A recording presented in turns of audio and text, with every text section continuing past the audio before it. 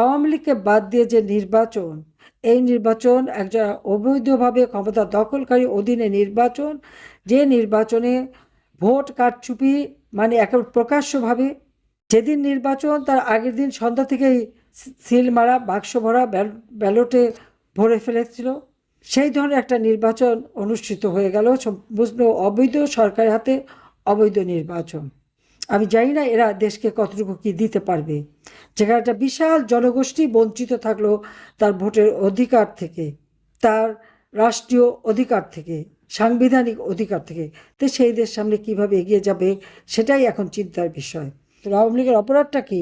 আওয়ামী লীগ স্বাধীনতা এনে দিয়েছে, আওয়ামী লীগ দারিদ্র্য বিমোচন করেছে, আওয়ামী লীগ দেশের মানুষের অধিকার প্রতিষ্ঠা করেছে, শান্তি নিরাপত্তা দিয়েছে, এটাই কি আমাদের অপরাধ ছিল? সেটাই আমার প্রশ্ন।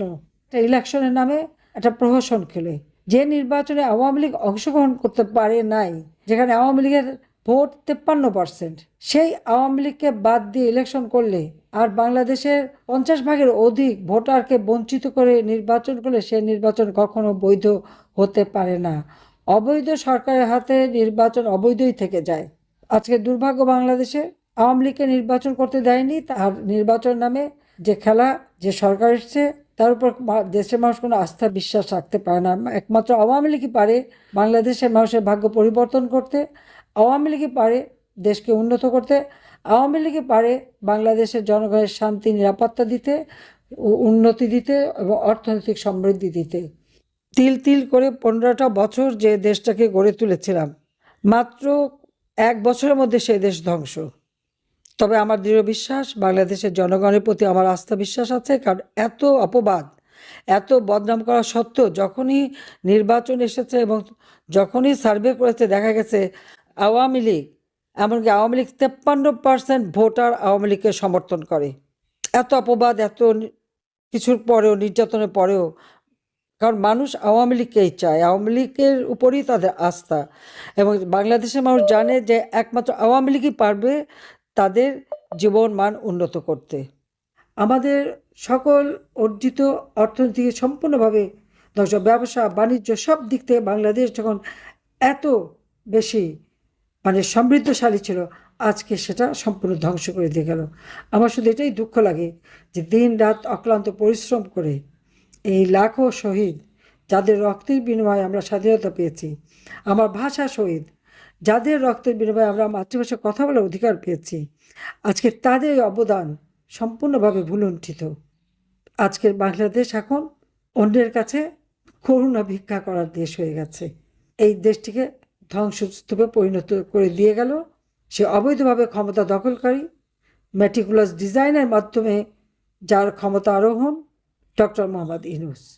এরপর নির্বাচনে আজকে যারা এসেছেন তাদের হাতেও আমরা দেখেছি অতীতে জঙ্গি বাহিনীর সৃষ্টি, গ্রেনেড হামলা, বোমা হামলা, দুর্নীতিতে বারবার চ্যাম্পিয়ন, এই তো ছিল আমাদের ইতিহাস।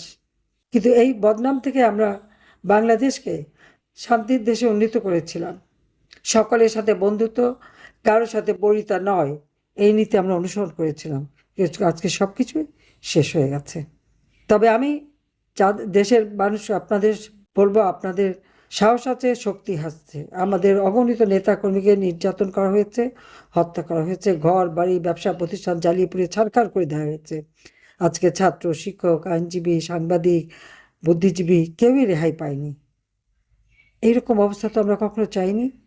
বাংলাদেশ হবে শান্তিপূর্ণ দেশ, বাংলাদেশ হবে শান্তির দেশ, উন্নত দেশ, এবং বাংলাদেশ হবে সারা বিশ্বে একটা বিস্ময় হিসেবে গড়ে উঠবে, উন্নয়নের রোল মডেল হিসেবে। ইনশাল্লাহ আবার আমরা দিন ফিরে পাবো, আমি বিশ্বাস করি। শহীদের রক্ত বৃথা যায় না। যে সংগঠন ক্ষমতায় থাকা অবস্থায় 21শে ফেব্রুয়ারি শহীদ দিবস ঘোষণা করলো, শহীদ মিনার গড়ে তুললো, আজকে তারাই যেতে পারবে না। এর থেকে দুঃখের আর কি হতে পারে? তবে এই অন্ধকার কেটে যাবে, আবার বাংলাদেশের মানুষ সগৌরবে ফিরে আসবে, এই বিশ্বাস আমার আছে। এই রমজান মাস সবাইকে আমি রমজানে মোবারকবাদ জানাচ্ছি এবং ভাষা শহীদদের প্রতি আমার শ্রদ্ধা জানাচ্ছি। ইনশাল্লাহ দিন ফিরে আসবে, জাতির পিতা বঙ্গবন্ধু শেখ মুজিবুর রহমানের স্বপ্নের সোনার বাংলা আমরা গড়ে তুলব। আপনাদের সবাইকে ধন্যবাদ। জয় বাংলা, জয় বঙ্গবন্ধু, বাংলাদেশ চিরজীবী হোক। খোদা হাফেজ।